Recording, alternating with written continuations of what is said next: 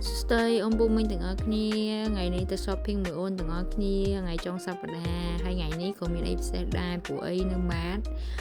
គឺមាន promotion ពិសេសអញ្ចឹងណាអញ្ចឹងទៅពួកយើងនាំគ្នាទៅ shopping ទាំងអស់គ្នាទៅមើលការដើរទិញអីវ៉ាន់ទាំងអស់គ្នានេះបានមកដល់គាត់រងចាំនៅមួយថែមួយ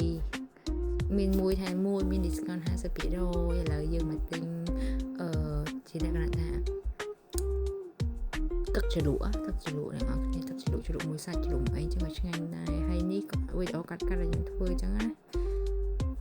ទិញបានច្រើនមែនតើនេះទិញបានលើសពីរដង2គុណ2គុណ3ដងអីទិញមកទឹកម្ដងចឹង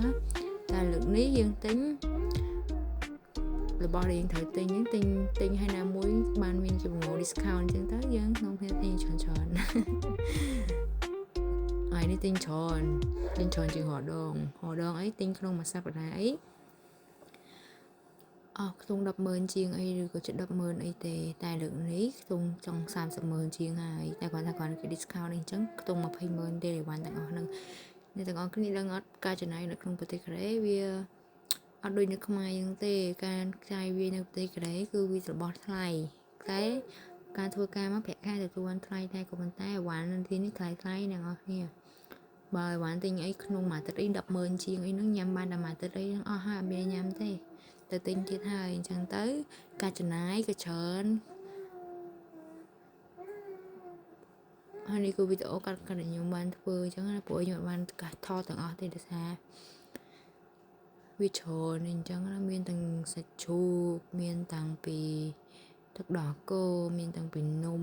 មានទាំងពីវាច្រើនមែនទេអ្នកនរគ្នាទិញនឹកហ្នឹងណាអ្នកនរគ្នាអាចទស្សនាវីដេអូអ្នកនរគ្នាបានចាំមើល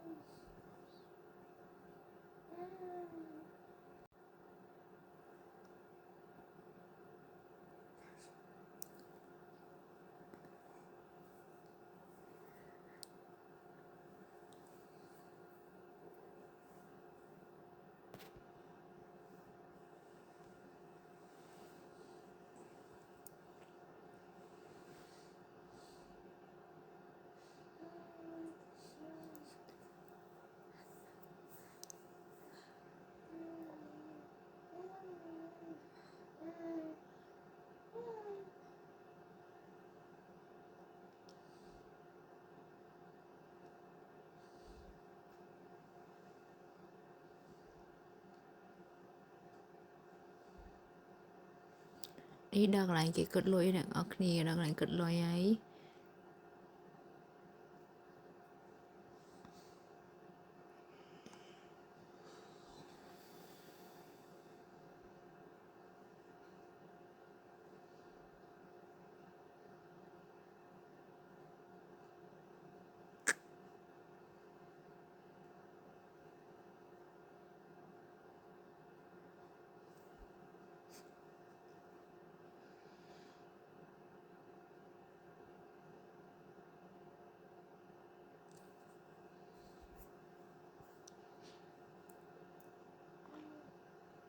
កន្លែងនេះគេភ្លេចគិតនំមកកញ្ចប់ទៀតអញ្ចឹងគេគិតច្រឡំគេស្មានថា2អញ្ចឹងហើយឥឡូវយើងមកដល់ជាន់ក្រោមហើយយើងមុននេះយើងទៅសប់ពីនៅជាន់ទី3ជាន់ទី2ឥឡូវយើងមកដល់ជាន់ទី1កន្លែងយើងដាក់កេះរៀបដាក់កេះដាក់ចូលឡានគ្រាន់តែវ៉ាន់សរុបទាំងអស់ថ្ងៃនេះបាន3កេះអ្នកនរគ្នា